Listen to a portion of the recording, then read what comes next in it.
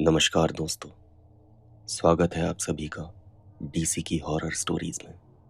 आज जो कहानी मैं आपको सुनाने जा रहा हूँ, हो सकता है टाइटल पढ़कर आपको ऐसा लगा हो कि ये उस मूवी की कहानी है जिसका नाम था ओ स्त्री कल आना, मगर ऐसा बिल्कुल भी नहीं है। ये कहानी पूरी तरह से अलग है, बल्कि इस कहानी के एक छोटे से अंश से प्रेरित होकर वो मूवी बनाई गई है। तो क्या थी वो पूरी कहानी, मैं आज आपको सुनाने जा रहा हूँ। तो शुरू करते हैं हमारी आज की कहानी, नालेबा कल आना। चुड़ैल, चुड़ैल क्या होती है? बता सकता है तुम में से कोई? क्या होती है चुड़ैल? मैंने अपने दोस्तों से पूछा। मुझे याद है, उस दिन की बात है जब हम दोस्त मिलकर पूस की रात में चलते हुए अलाव के आगे बैठे हुए थे। हवा इतनी ठंडी चल रही थी कि हड्डियां तक गल जाएं। वो दोस्त अलाव का सहारा था जो ठंड का तनिक भी एहसास नहीं होने दे रहा था। साथ में जलते हुए अलाव से आती जलती हुई लकड़ियों की चड़चड़ाने की आवाज हमारे कानों को चीरती हुई हमें डराने की कोशिश कर रही थी। पर हम मिलकर सुबह होने का इंतजार कर रहे थे, और ये रात कैसे भी कट जाए इसलिए हम बातें करके अपना समय व्यतीत करने लगे। हम रात में इतनी ठंड में वहां क्यों थे? हम कौन थे? जिस जगह पर हम थे वो जगह बेंगलोर मैसूर हाईवे पर थी। बिल्कुल सुनसान, अनजानी सी हाईवे के साथ मुख्य सड़क से बिल्कुल सटी हुई, लेकिन सड़क पर वाहनों की आवाजाही शून्य थी। फिर हम वहां कैसे पहुंचे? तो हुआ यूं कि मैं और मेरे दो दोस्त, हरीश और गुलमोहर, गुलमोहर जिसको हम प्यार से गुल्लू कहते हैं, हम तीनों बेंगलोर से एक शादी से अपने घर मैसूर वापस लौट रहे थे। अभी बेंगलोर शहर छोड़कर हाईवे पर लगभग 20-30 किलोमीटर ही चले होंगे कि गाड़ी झटके मारती हुई रुक गई। गाड़ी रुकते ही मैंने कहा, अरे यार गुल्लू, कैसे गाड़ी चला रहा है? आराम से चलाना, सारी नींद खराब कर दी। गुल्लू बोला, ले तू चला ले फिर। तो मैंने कहा, अब नाराज क्यों होता है? चल उतर कर देखते हैं क्या हुआ है। पता नहीं यार, ऐसे लगा जैसे कोई हवा का झोंका गाड़ी से आकर टकराया हो, इसीलिए हड़बड़ी में गाड़ी रोक दी, ऐसा गुल्लू ने कहा। फिर हम तीनों गाड़ी से उतरे। देखा इंजन गर्म हो चुका था, बोनट से धुआं बाहर आ रहा था। हरीश ने कहा, रुको, मैं अभी आया 5 मिनट में। मैं और गुल्लू बोनट खोलकर गाड़ी देख ही रहे थे, तभी हरीश ने डिक्की में से पानी की बोतल निकाली और बोला, ये लो, ठंडी करो गाड़ी को। हरीश की आवाज बैठी हुई और भर्राई सी थी। ये उसकी बचपन की समस्या थी। खैर, हमें तो आदत थी उसकी आवाज सुनने की। फिर भी उस दिन उसकी आवाज सुनकर गुल्लू कुछ कांप सा गया। हमने इंजन को ठंडा किया और गाड़ी में बैठ गए। गुल्लू ने चाबी मुझे पकड़ा दी, ये बोलकर कि अब खुद चला ले इसको, वो भी पूरे आराम से। मैंने गाड़ी स्टार्ट की और हम अपनी मंजिल की ओर चल भी दिए। मेरी नज़र पेट्रोल के कांटे पर पड़ी। फिर मैंने बोला, अरे यार गुल्लू, पेट्रोल तो ख़त्म होने वाला है। इतने से पेट्रोल में हम मैसूर कैसे पहुंचेंगे? उसने कहा, अरे पहुंच जाएंगे, रास्ते में भरवा लेंगे, चिंता मत कर। सड़क पर बहुत अंधेरा था, गाड़ी चलाना भी मुश्किल हो रहा था। पूस की रात थी तो धुंध भी बहुत ज्यादा हो रही थी। आगे जाके हाईवे दो हिस्सों में बट गया। मैंने पूछा, गुल्लू कौन सा रास्ता पकड़ना है? वो देख, उस पर लिखा है मैसूर बाईपास, उस पर ले ले, पेट्रोल भी कम है, जल्दी पहुंच जाएंगे। दूसरे रास्ते पर बहुत भीड़ है, सब दूसरे रास्ते से ही जा रहे हैं, हम शॉर्टकट से चलते हैं, ऐसा हरीश ने कहा। मैंने कहा, देख ले भाई, कोई नहीं जा रहा है वहां से, कहीं कोई मुसीबत ना आ जाए। गुल्लू हंसने लगा और बोला, अरे कोई भूत प्रेत नहीं आएगा, क्यों डरता है? हरीश है ना अपने साथ, इसकी आवाज से अच्छे अच्छे भूत प्रेत डर कर भाग जाएंगे। और फिर हम तीनों जोर से हंसने लगे और मैंने गाड़ी बाईपास की तरफ मोड़ दी। अभी कुछ 10-20 किलोमीटर ही चले होंगे कि गाड़ी फिर झटके मारकर रुक गई। गुल्लू बोला, अब क्या हुआ? चलाना आराम से। मैंने कहा, होना क्या है, पेट्रोल खत्म हो गया है।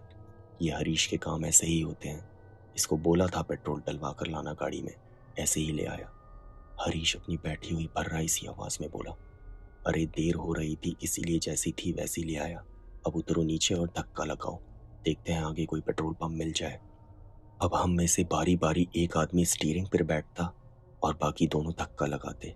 ऐसे चलते चलते हमने देखा कि सड़क के बीचों बीच एक बहुत बड़ा विशालकाय बरगद का पेड़ है। वो सड़क के बिल्कुल बीच में है और उसके चारों तरफ बड़ा सा चबूतरा बना रखा है। वहीं से बगल से एक सकरा सा रास्ता दे रखा है जिसमें से बामुश्किल एक बार में एक गाड़ी निकल पाए। बरगद की बड़ी बड़ी लताएं नीचे लटकती हुई किसी के होने का एहसास करा रही थी। डर से हम तीनों के होश उड़ चुके थे। जैसे जैसे हम उस बरगद के पेड़ की तरफ बढ़ते जा रहे थे, हमारी धड़कनें बढ़ती जा रही थी। यूं लग रहा था कि वो पेड़ हमें ही देख रहा है और हमारी ओर बढ़ा चला जा रहा है। ऐसा लग रहा था कि मानो उस पेड़ पर लटाए नहीं, कई सारे कटे हुए लटके हुए पैर हैं। हम सहमे सहमे से आगे बढ़ते गए और हमारे दिमाग में ये बात भी चल रही थी कि ये पेड़ सड़क के बीचों बीच क्यों है, सड़क बनाते समय इसको हटाया क्यों नहीं गया। खैर, अब हम बिल्कुल पेड़ के बगल से गुजर रहे थे। सहसा ही मेरी नजर पेड़ की चबूतरे पर रखी भगवान की तस्वीरों पर पड़ी और सब समझ आ गया कि जरूर ये पेड़ भूतिया पेड़ होगा, इसीलिए इसको काट नहीं पाए और लोगों ने खुद को बचाने के लिए पेड़ को लाल डोरे से बांध दिया था। भगवान की तस्वीर भी रख दी थी। शायद तभी वो पेड़ हमें सिर्फ घूर कर देखता रह गया और कुछ कर नहीं पाया। वही पेड़ के तने पर कुछ अक्षर उभरे हुए थे। शायद वहां की स्थानीय भाषा में कुछ लिखा हुआ था जो मुझे समझ नहीं आ रहा था, लेकिन अक्षरों की वो आकृति मेरे दिमाग में छप चुकी थी। हम थोड़ा और आगे बढ़े तो एक उजड़ी हुई वीरान सी बस्ती दिखाई दी। ऐसा लग रहा था जैसे हम किसी कब्रिस्तान से गुजर रहे हों। रात का सन्नाटा, सुनसान सड़क, सिर्फ हम तीन दोस्त। पूस की ठंडी रात में भी हमारे पसीने छूट रहे थे। यहाँ भी हर जगह वही अक्षर आकृतियां बनी हुई थी। और एक बात और, काफी देर से हमें एक अजीब सी गंध का एहसास हो रहा था। पता नहीं क्या था वो सब। ऐसे ही चलते चलते हम काफी दूर आ चुके थे।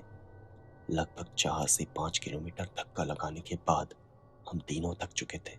हमने सोचा गाड़ी में बैठकर आराम करते हैं और तीनों गाड़ी में बैठ गए। ठंड बहुत ज्यादा थी। पूरी गाड़ी बंद करने के बाद भी कंपकपी नहीं रुक रही थी।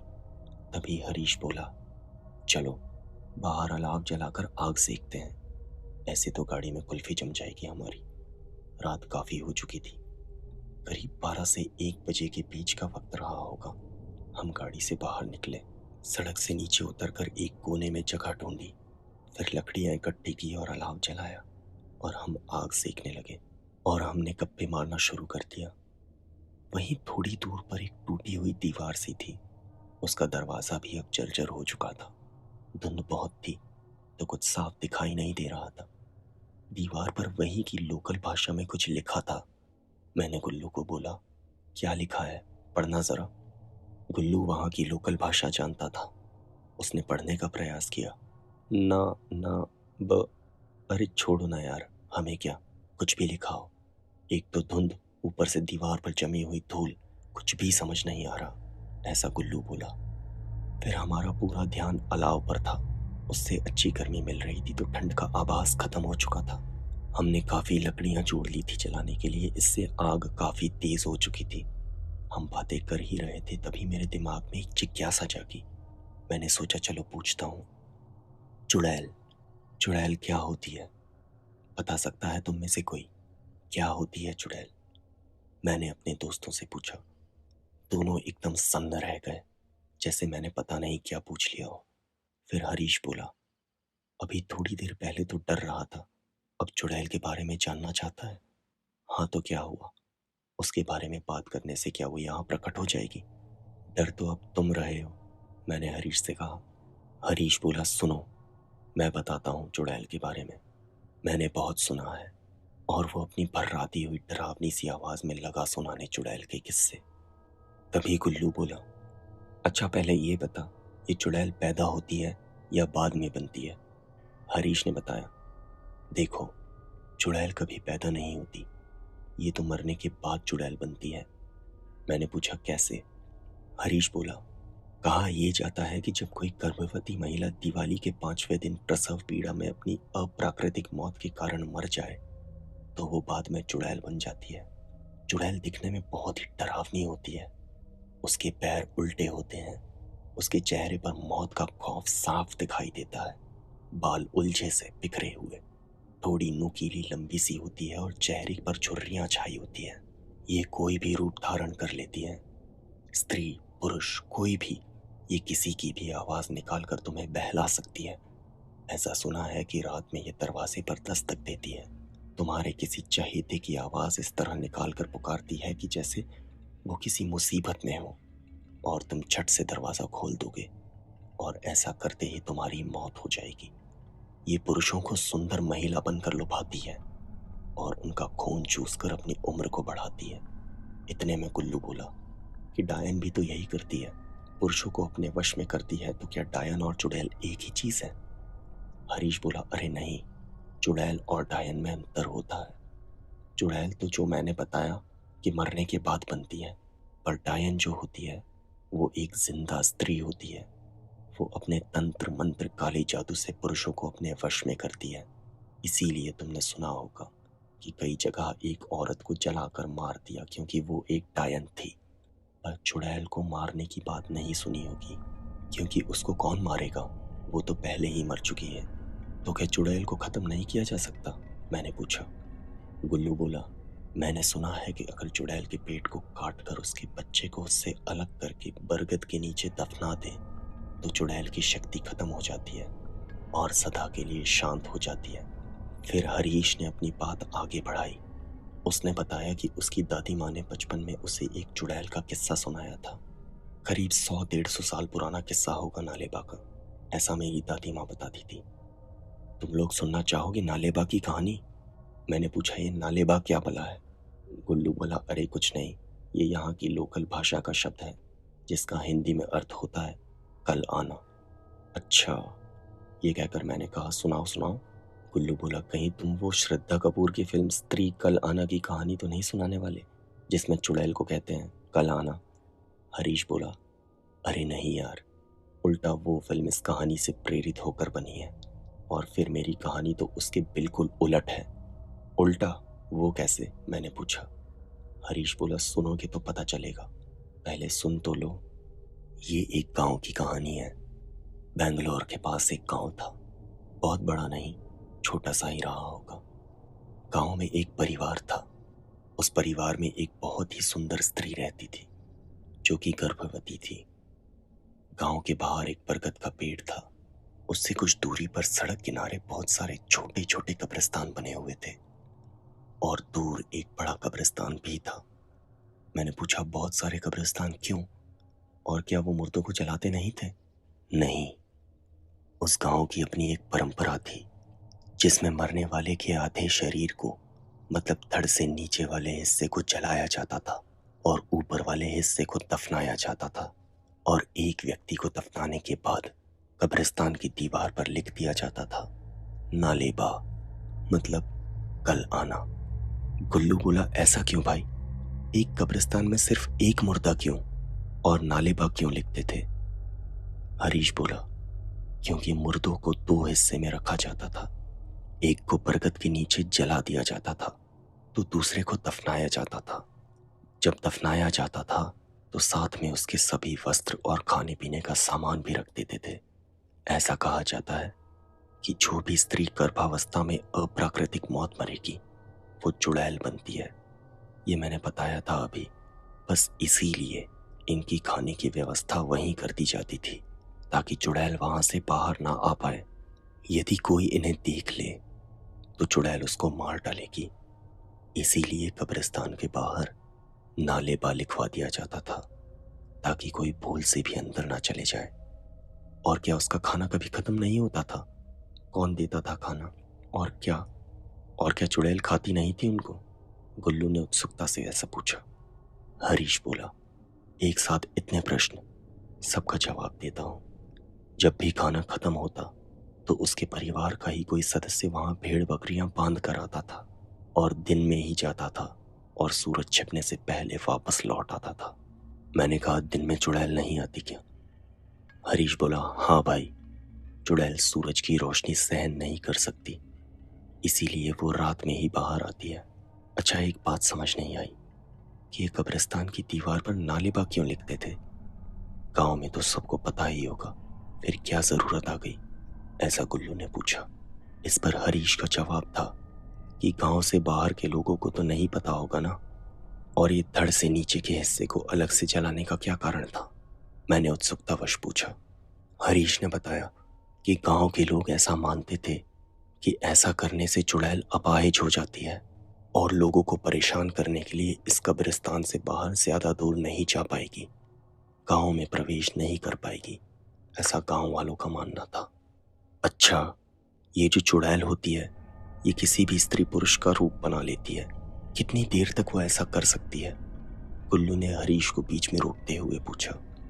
हरीश कुछ कहता, उतने में मैं बीच में बोल पड़ा।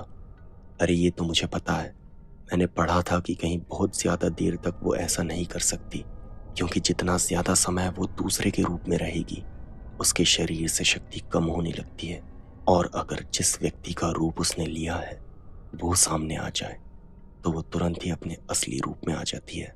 बस मिल गया जवाब। ये बोलते हुए मैंने हरीश को कहानी आगे बढ़ाने को कहा और पूछा, वो अलग से बड़ा कब्रिस्तान किस लिए था? वो सामान्य जन के लिए था। जो चुड़ैल नहीं होती थी उनको वहां दफनाया जाता था, हरीश बोला। गुल्लू बोला, उस सुंदर गर्भवती स्त्री का क्या हुआ? हरीश बोला, सारी कहानी उसी की तो है।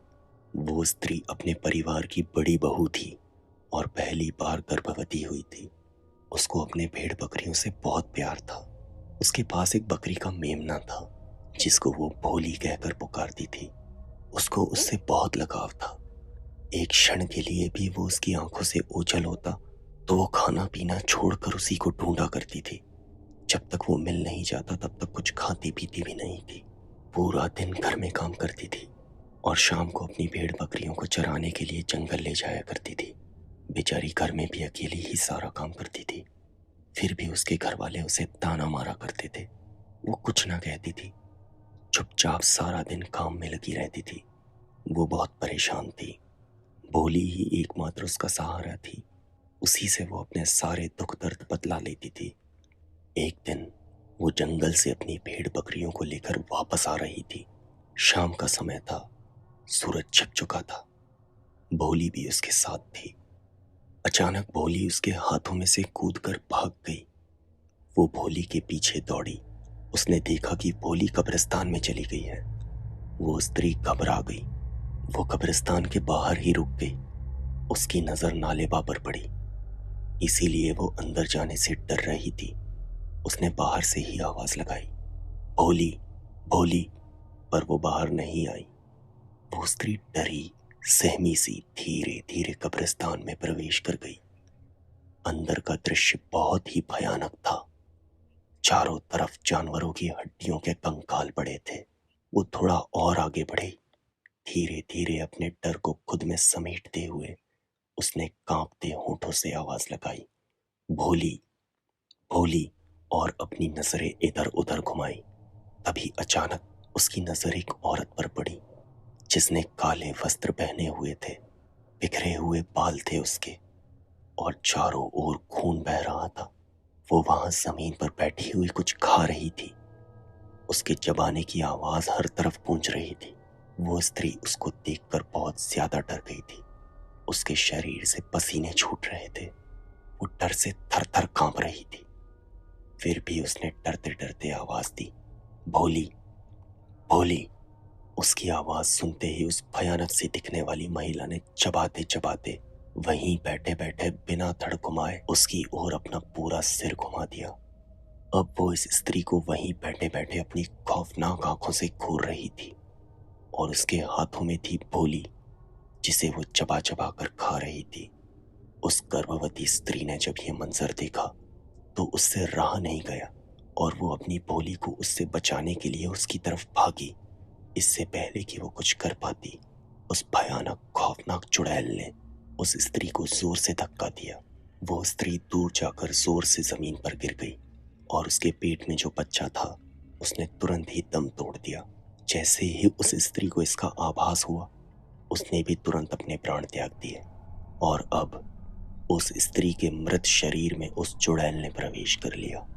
अब वो चुड़ैल शक्तिशाली हो चुकी थी, क्योंकि वो अब कब्रिस्तान के बाहर जा सकती थी, गांव में भी प्रवेश कर सकती थी, क्योंकि उसे अब पूरा शरीर मिल चुका था चलने फिरने के लिए। धीरे धीरे उस चुड़ैल का आतंक बढ़ता गया। उसने सभी कब्रिस्तान की चुड़ैलों को भी खुद में मिला लिया, और ऐसा करने से उसकी शक्ति बहुत ज्यादा बढ़ चुकी थी। गांव की स्थिति खराब होने लगी। आलम यह था कि जो भी पुरुष अकेला सोता, वो अगली सुबह अपने बिस्तर से गायब मिलता था। कुछ घटनाएं तो ऐसी भी थी कि चुड़ैल रात में जाती, आवाज लगाती, जो भी पुरुष दरवाजा खोलता उसको साथ लेकर हवा बनकर गायब हो जाती। धीरे धीरे गांव में पुरुषों की संख्या कम होने लगी। फिर लोगों ने इसका उपाय ढूंढने की कोशिश की, और इसका उनको वही एक उपाय सूझा जो उन्होंने कब्रिस्तान के लिए सोचा था। और वो उपाय था कि सबने अपने दरवाजों पर लाल स्याही से लिख दिया था, नालेबा, अर्थात कल आना। ऐसा करने से ये फायदा हुआ कि जब भी चुड़ैल किसी के घर आती और उसके घर के बाहर ही नालेबा लिखा हुआ पाती, तो वापस चली जाती, और फिर अगले दिन आती और फिर वही नालेबा लिखा हुआ पाती और वापस चली जाती। और इस तरह यह क्रम चलता रहता और लोग अपने घर में सुरक्षित रहते हैं। परंतु ऐसा करने से उनकी दिनचर्या पर असर पड़ने लगा। वो डरे सहमे से रहने लगे। घर से बाहर निकलना उनके लिए दुभर था। रात को उन्हें किसी भी कार्य के लिए बाहर जाना हो तो वो नहीं जा सकते थे। धीरे धीरे सभी लोगों ने उस गांव से पलायन शुरू कर दिया, और वो गांव धीरे धीरे खाली हो गया। कहते हैं कि वो गांव अभी भी है, और वो चुड़ैल भी अभी भी है। उस चुड़ैल का दायरा बहुत बढ़ चुका है। वो आते जाते लोगों को परेशान करती है, उन्हें डराती है, और पुरुषों को तो वो अपने साथ लेकर गायब हो जाती है। अब वो चुड़ैल सिर्फ कुछ कब्रिस्तान या गांव तक सीमित नहीं है, बल्कि उस गांव से लगी हुई मुख्य सड़क पर वो सुनसान रातों में भटकती रहती है और अपने शिकार की तलाश में लोगों को उस कब्रिस्तान तक लेकर आती है। वो कोई भी रूप धारण कर सकती है। वो किसी स्त्री का या किसी पुरुष का, जिस प्रकार संभव हो उसी रूप में लोगों को अपने पास लेकर आती है और उनका भक्षण करती है। ऐसा करने से उसकी शक्ति और ज्यादा बढ़ जाती है।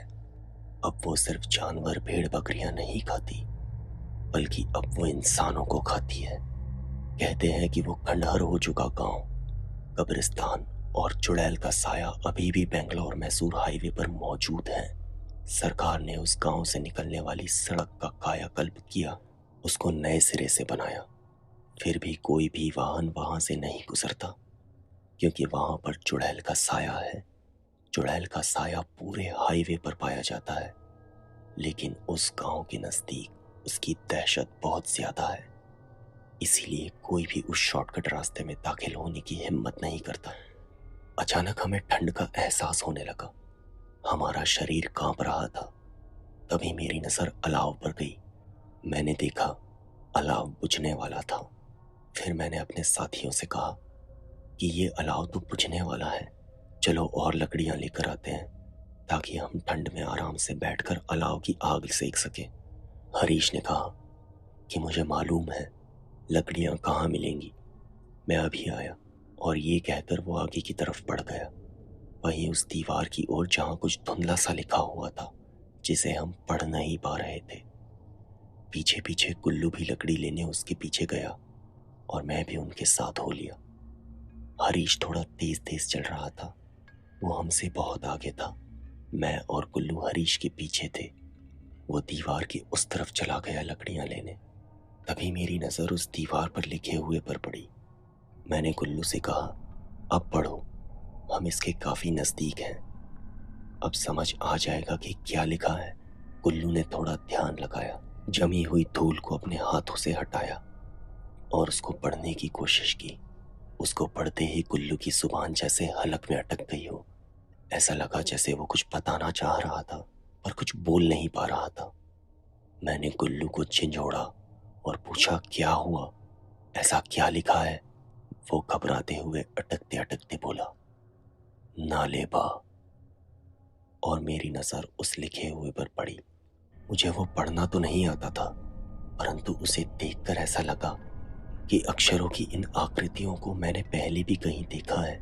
मैंने अपने दिमाग पर जोर दिया तो मुझे याद आया, अभी जब हम गाड़ी को धक्का लगाते हुए आ रहे थे तो रास्ते में जो बरगद का पेड़ था उस पर भी ऐसा ही कुछ लिखा था।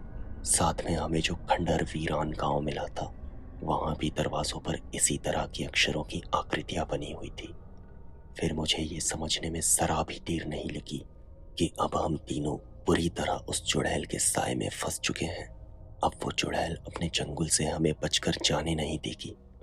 मैं और कुल्लू हरीश को आवाज देने लगे, जल्दी निकलो यहाँ से, हम फंस चुके हैं।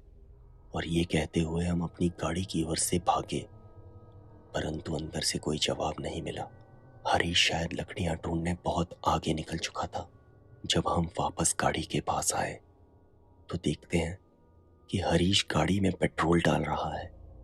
हाथ में पेट्रोल से भरी कैन लेकर गाड़ी में पेट्रोल डालता जा रहा है और हम पर चिल्ला रहा है कि क्या यार, तुम मुझे वहां कहाँ अकेला छोड़ा है? मैंने तुमसे कहा था कि अभी 5 मिनट में आता हूँ। जब गाड़ी रुकी थी तो मैंने पेट्रोल के कांटे की तरफ देखा था। मुझे पता चल गया था कि गाड़ी में पेट्रोल खत्म होने वाला है, ज्यादा देर तक नहीं चलेगी। वहीं पीछे ही पेट्रोल पंप दिख गया तो मैंने डिक्की में से कैन लेकर पेट्रोल लेने चला गया और कहकर भी गया था ना कि अभी 5 मिनट में आता हूँ। फिर तुम वहां मुझे अकेला छोड़कर क्यों चले आए? हरीश बिना रुके एक ही सांस में बोले जा रहा था और हम दोनों उसको खौफजदा आंखों से देखे जा रहे थे कि ये हो क्या रहा है। हरीश बोलता ही जा रहा था, कितनी मुश्किलों से तुम्हें ढूंढा है, तुम्हारा किसी का फोन भी नहीं लग रहा था। कब से पैदल चल रहा हूँ, एक व्यक्ति से लिफ्ट मांगी थी, फिर बाईपास के नजदीक आकर वहां कुछ लोगों से पूछा, गाड़ी का नंबर बताया कि इस नंबर की गाड़ी किस तरफ गई है। उन्होंने बताया कि बाईपास पर गई है।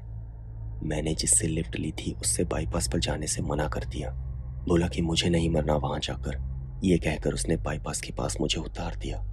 मैं तब से यहाँ तुम्हें ढूंढता हुआ पैदल पैदल आ रहा हूँ। उसने पेट्रोल टैंक बंद किया और कैन को डिक्की में रखा और बोला, अब ऐसे देख क्या रहे हो, चलो बैठो गाड़ी में, घर नहीं चलना है क्या?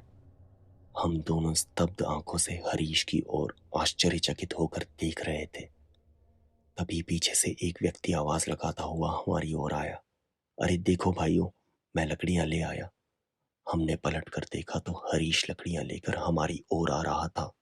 हम दोनों थर थर कांप रहे थे, हमारे दांत किटकिटा रहे थे। इस ठंड में भी हमारे शरीर से पसीना पानी की तरह बह रहा था।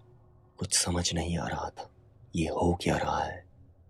इधर भी हरीश, उधर भी हरीश, कौन सही कौन गलत, हम किस माया जाल में फंस गए हैं? जैसे ही लकड़ियां लिए हुए हरीश हमारे नजदीक आया तो उसकी नजर हमारे साथ खड़े हरीश पर पड़ी और दोनों की आंखें आपस में टकरा गई और तुरंत ही लकड़ी लिए हुए हरीश के हाथों से लकड़ियां जमीन पर गिर गई और एक तेज हवा का झोंका आया और वो हरीश अब एक भयानक हंसी वाली चुड़ैल में तब्दील हो चुका था। उसके बिखरे हुए बड़े बड़े बाल, आंखों से टपकता हुआ खून, चेहरे पर झुर्रियां और नुकीली ठुड्डी देखकर हमें समझने में जरा भी देर नहीं लगी कि ये तो वही चुड़ैल है जिसका इस गांव और हाईवे पर साया मंडराता रहता है। अब हमें उससे बचकर निकलना था, परंतु वो चुड़ैल बहुत ही शक्तिशाली थी, उससे बच पाना बहुत मुश्किल था। वो हमारी ओर बढ़ने लगी और हम उससे खुद को बचाने का प्रयास करने लगे। उसने हम पर जानलेवा हमला किया। जैसे तैसे हमने अपनी जान बचाई और हम तीनों अलग अलग दिशा की ओर भागे। फिर मुझे गुल्लू की बताई हुई वो बात याद आ गई कि अगर चुड़ैल के पेट को काट कर बच्चे को बरगद के नीचे दफना दिया जाए तो उसकी शक्ति का असर खत्म हो सकता है और वो हमेशा के लिए शांत हो जाएगी। पर यह करना बहुत मुश्किल था। इसके लिए हमें कब्रिस्तान के अंदर जाना था और उस स्त्री के पेट को काट कर वहां से बच्चे को निकाल कर दूर उस बरगद के नीचे दफनाना था। ये कार्य लगभग असंभव था। चुड़ैल हमें ढूंढ रही थी और हम उससे छिपते हुए कब्रिस्तान में प्रवेश कर गए।